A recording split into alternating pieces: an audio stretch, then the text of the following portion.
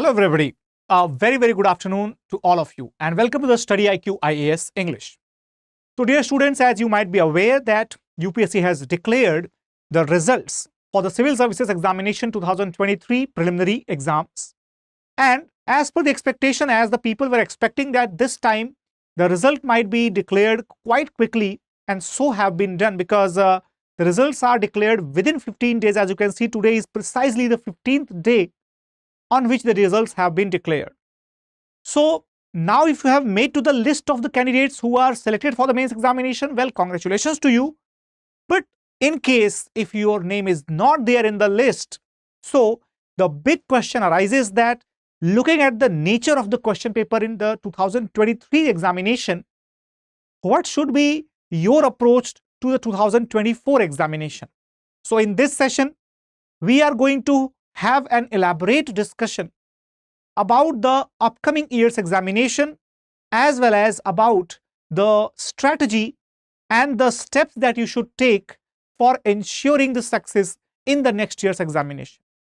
Alright, so as you have seen, I think you might have observed that UPSC has literally become the unpredictable public service commission, because the nature of questions that they have been giving in the examination since last couple of years, those questions have been quite dicey, quite you can say not so definitive type of questions have been provided. Okay, so we will understand, but before that, if you have not checked your results yet, so you can go to the website upsc.gov.in and get your results, and you can check the results in the PDF. Your name is also there. So there are basically two types of results which have been declared, and in fact the same result is declared in the two documents. As you can see, this document will be giving you the list of the roll numbers, right? The list of the roll numbers which have been declared successful. All right, so you can check your roll number from this particular document. Okay, the first PDF is there, and if you want to check the name along with the roll number, then you can have the second document as well, which is present along with the declaration as well. All right, as you can see, this particular result, right, the written result which is written here, right, that will be having just the roll numbers, and the written results with the name, that will be giving you the names also. Okay, because recently you might have heard the instance where the people were claiming with the same roll number, right? So that's why these things have been done. So if we talk about the number of successful candidates, so overall you can see that there are 14,000, right? There are 14,000 plus. In fact, if we talk about the exact number stands to be 14,624. okay, 14,624 students they have made to the list of mains examination for the mains, selected for the mains. Okay, now coming to our main point, our main question for all of you is that basically what should be your approach now? Okay, what should be your approach now, okay, for the upcoming examination? What should be the approach for 2024 examination? Okay, so those students who might be watching this lecture, they might be the fresher students, or they might be the students who would have appeared the examination of this year or any previous year, and they might have unfavorable results. So considering that there are two types of students who have who are actually a fresher student, all right, and the one who is already given the exam, okay, given the exam for 2023 or earlier. Okay, so if we talk about the students who are completely fresher, so guys, first of all, what you have to do, there are certain questions that you need to address. Okay, there are certain questions which you need to address, and the first question the first question, that is how to approach to the changing nature, okay, to the changing nature of the questions, okay, the question paper, right, question paper. That means basically to analyze that what exactly UPSC wants, okay. Second big question, the second big question, that is basically how to tackle the CSAT. The CSAT has become, CSAT has become the major riddle. It has become the major riddle, the basically the biggest pain point of the students, where even the engineers or the MBA candidates are also facing difficulty now for clearing that particular cutoff of 33%. In fact, there have been demands to reduce that cutoff from 33 to 23%. All right. Now the third question that arises to the mind, that now the type of question that we are getting, the types of question which we are getting, so that actually eliminates the choice, eliminates the tricks of elimination, right? That eliminates the possibility of going through just a couple of books and getting through the prelims stage. So basically prelims has become, right, the prelims has become the major deciding factor, okay, the prelims has become the major deciding factor. So where should be our focus? Where should be our focus? A little bit more on the prelims or on the mains, okay. So we will be talking about each of the points one by one, and first of all start with the first point, that how to approach the upcoming examination, basically due to the changing nature of the question paper, okay. So if we talk about the changing nature of the question paper, okay, nature of the question paper. So as you might have seen the nature of question paper this year particularly. They have actually, asked the questions which are having the anonymous, right, anonymous character. That means you cannot be, right, you cannot figure out exactly, you can't figure out the exact information or the exact answer, okay. Anonymous kind of questions have been asked, right? You cannot figure out the exact answer of that question. So in case, are we supposed to just prepare for such type of questions? The answer is no. In fact, let me tell you that first of all, you do not have to do anything fancy or anything extra. Let me remind you once again that UPSC is here to select the civil servants, not the rocket scientists, obviously, and that is why these are the years, might be possible that these are the transition years, as you can say. So you have to persevere, you have to make your seats fasten enough, because during the transition, what happened, there are the chances of the upheavals. Basically, some of the well-deserving candidates might not get selected or might not get through the prelims examination only because they could not clear that dicey nature of question paper.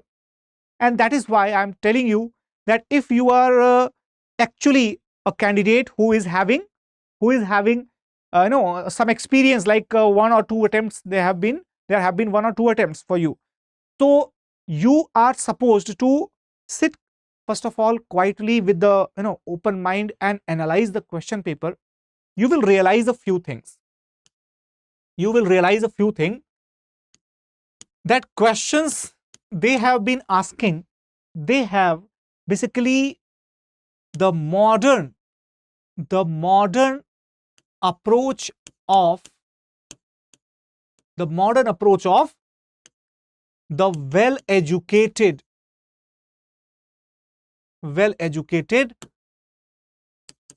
world. So this term well-educated is very, very crucial to understand, because in every year notification you might have read this term, that the nature of questions the nature of questions are such that a well-educated person can answer those questions without any specialization. Without any specialization. We have to understand one thing. Remember these words, these are very, very important, that we have to understand one thing, that this specialization, now it does not mean that you should not be aware about any, current incident that is happening in the world, or any technology or technical word which is in the news. Why so? Because now UPSC understands that due to the availability of, due to the availability of the online sources, online sources, a well-educated candidate has the access of this, has the access of this online source, and therefore a well-educated candidate must be aware of the good sources of websites, good websites, or good documentaries, good documentaries. So I'm not saying that start going through each and every website or start going through each and every documentary. I'm just saying that there are certain websites, there are certain, avenues in the online domain as well, which you should keep an eye on. And why so? Because UPSC, like in earlier days, the books were the only source, or the newspaper were the only source of the preparation. So UPSC used to extend the questions, throughout these sources. Similarly, now the online sources have become the primary source of preparation. Therefore, UPSC has now expanded the source of questions to the different places, to the different websites. For example, if you observe carefully, some of the questions have directly been asked. Some of the questions, they have directly been asked from the websites of the government ministries, the government ministries. So make it sure that you do not skip the government ministries and the website of those government ministries. Especially, you can also make sure that you follow the important handles on the Twitter, if you are on the Twitter or on the Instagram of the social media websites. So you can actually follow their social media handles also. Their social media handles or their websites, etc. All right, everyone. So we can say, that such type of a dynamic sourcing, what do we call it as? We call it as the dynamic sourcing.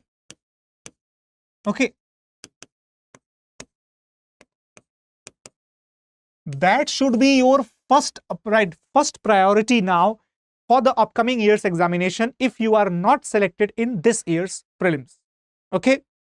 Now, you can follow the websites of the government, you can follow the websites or the social media handles, social media handles of the UN bodies,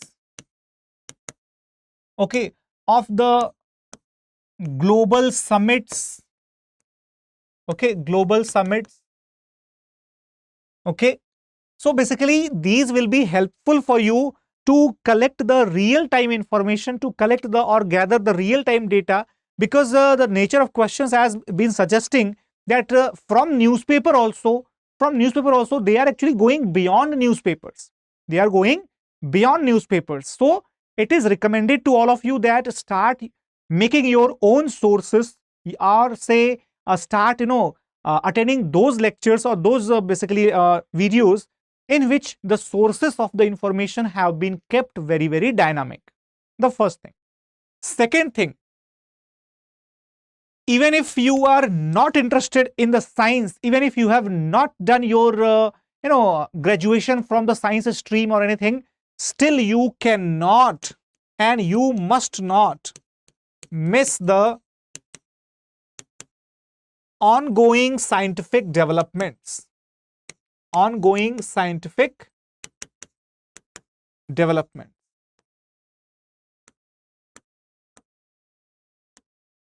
That means basically you cannot simply skip the topics like biotechnology. Okay, you cannot simply skip the topics such as the virology. What is virology? What is virology? Basically related to the study of the viruses. Okay, or you simply cannot escape the topic of the genetic modifications and genetic engineering.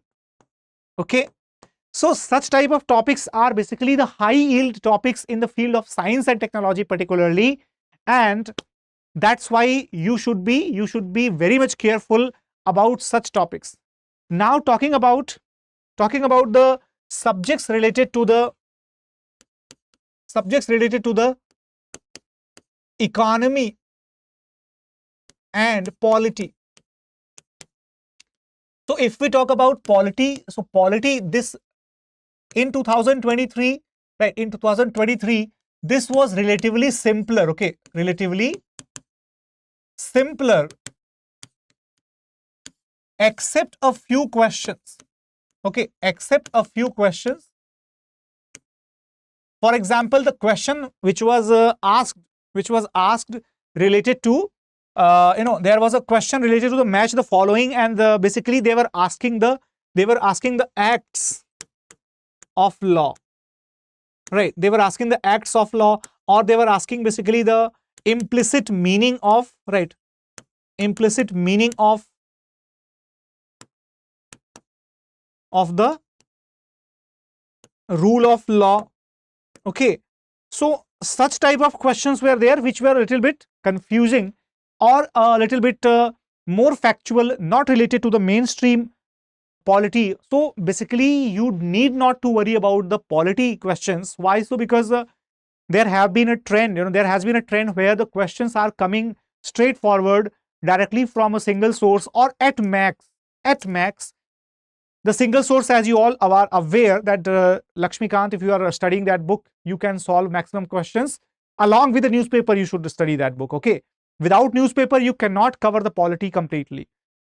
However, this year's question paper also had a few questions from the students, like if they are having the law background, so they would be more comfortable to solve such questions. So do not worry for such questions. You can actually leave one or two questions if you are not comfortable. So do not panic, after seeing such questions. But the biggest surprise there had been, right, that has been in the subjects of history and economy. And why so? Because in fact this year entire question paper was surprise, because economy, since last few years they have been asking the questions from the agriculture. Okay, from the agriculture. So you can expect that for 2024 also agriculture is going to be really important. Okay, really important. However, if we talk about 2024, this is the year of election. Remember, this is the year of election. Okay, so you must prepare the schemes of government welfare, the government schemes of welfare, or you must be very well aware with the examination of, or critical examination of, the government policies and the reports and indices. Okay, reports and indices.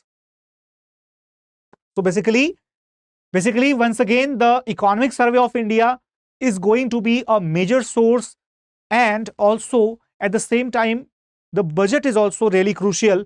However, let me suggest you one thing, that there was you know what, there was a source of the preparation of the dynamic portion in the UPSC examination, and that source was basically India Yearbook. How many of you have even heard this name? Right, India Yearbook. Okay. If you have heard this name, if you have read from this particular book, then you might have seen that since last couple of years, 3 to 4 years, there were no, or in fact very less number of questions coming from this book. However, in the 2023 examination, again they have started asking questions from this India Yearbooks 2022. So basically, go through that book, not on the not in a very deep manner, but at least go through the index page, go through the important topics of the economy, important topics of the government schemes and policies, and the programs run by the different ministries of the governments for the welfare of the downtrodden sections of the society. That is going to be your approach for the preparation of this subject. Now coming to the history part. Okay, coming to the history part. So if you are willing to understand the indications, the history for 2024, right? So how to prepare the history for 2024? You might have observed that since 2018 or 2019, I would say, they have made a significant change. They have made a significant change that they are asking the questions on the on the chronology of the medieval kingdoms. Okay, chronology of the medieval kingdoms. Or they are also asking the questions related to the relatively unknown, okay, relatively unknown type of authors, saints, okay, books,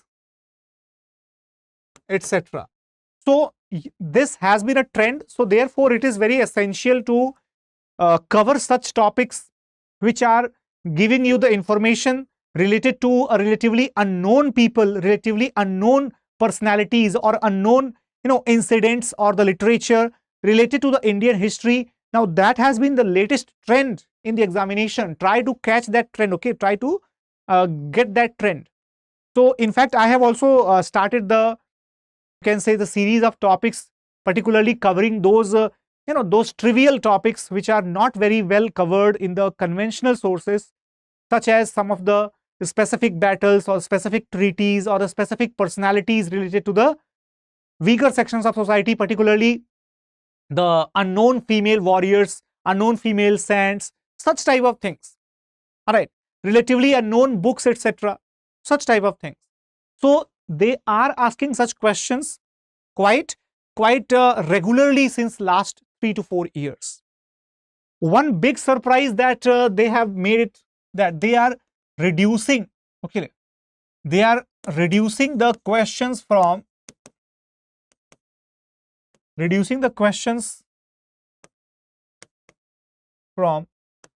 art and culture of ancient, right, up to 2022. However, in this year, if we talk about this year 2023, they have actually asked 4 questions approximately. However, if we see the modern history, right, modern history, that is completely surprising. That is completely surprising. Hardly 4 to 5 questions have been asked from the modern history, and that is the biggest surprise this year, because usually 25 questions were there from history, out of which 15 to 17 questions were from the modern history, and rest from art and culture, ancient, medieval, everything. Okay, so what should be our approach for the 2024 examination? Should we stop reading the modern history? No, not at all. In fact, this is the indication that for 2024, we must be ready for more number of questions. Okay, more number of questions from the modern history. Okay, so that is basically one needs to do. If we talk about the other subjects, right, other subjects, for example, if we talk about the subjects like geography and environment, okay, geography and environment, all right. So in that case, this year you might have seen that geography and environment together they covered 40 questions, okay, approx 40 questions. That means what? 40 plus minus 2, that can be there.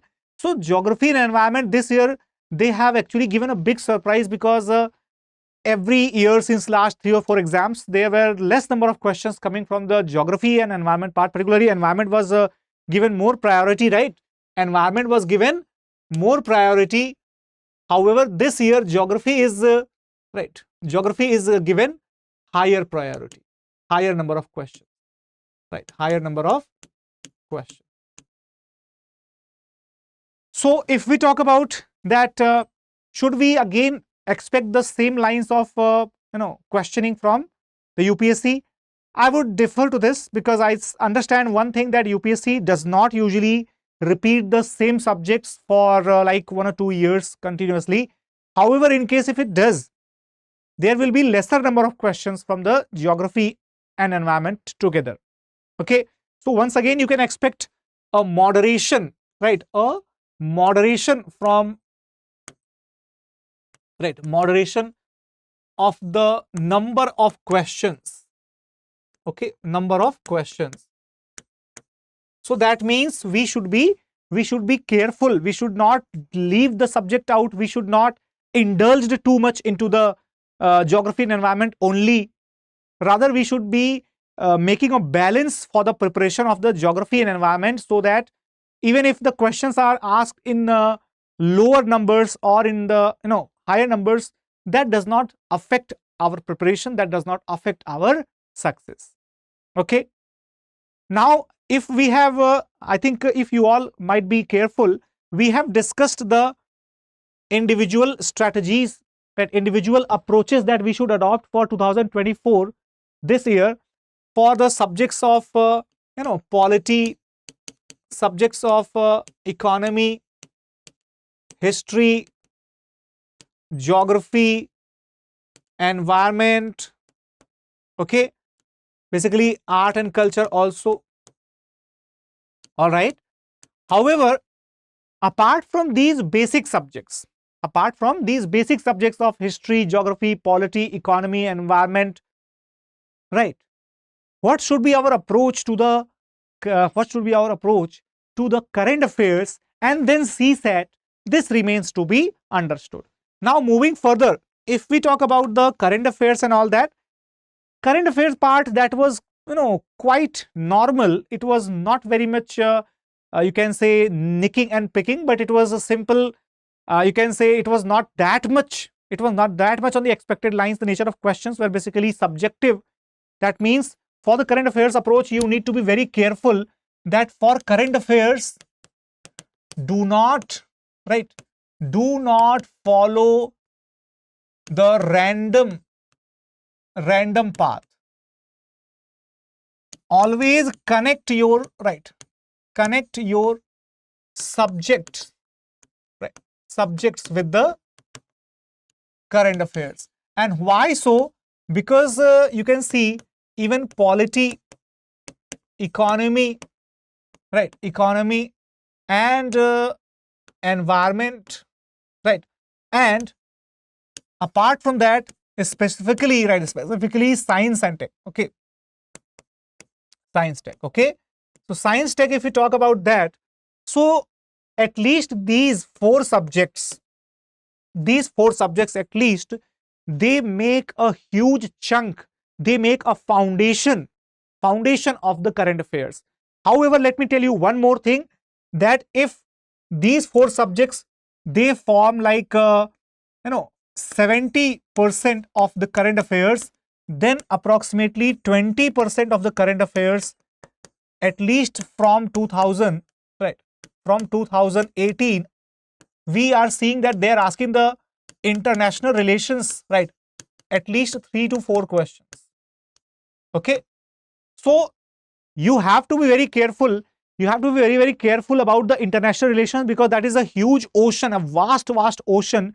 So you should be very much specific about the topics which are to be covered in the international relations. Let me tell you a few topics. For example, here you should be only covering the topics related to the India centric. Okay, India centric, not anything else, not anything else. Remember, if the topic is not related to India or India's strategic interests, then particular topics should be avoided. Okay, if any topic in the international relations is not related directly or indirectly to the India's benefit, India's strategic position, India's welfare, then such a topic must be avoided, okay everyone.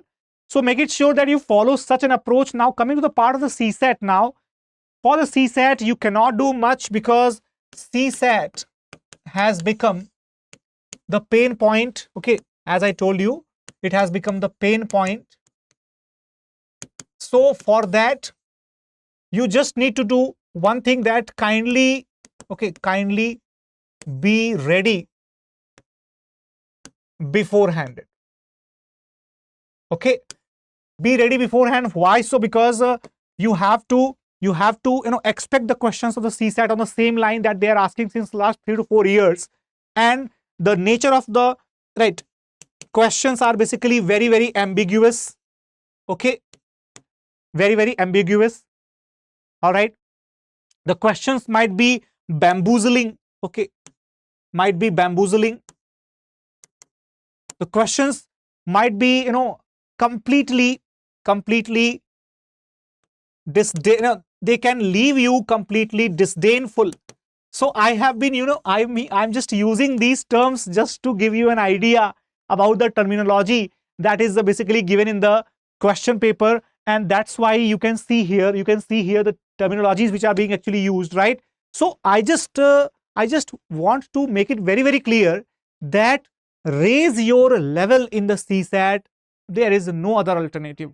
How to raise your level for that? For that, go through the newspaper articles,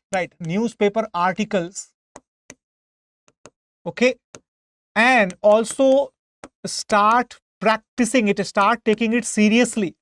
Actually, the main problem behind the problem of CSAT, behind the issue of CSAT, is that the students, they don't take it seriously. They just consider it like the part which is there just to be for 33%.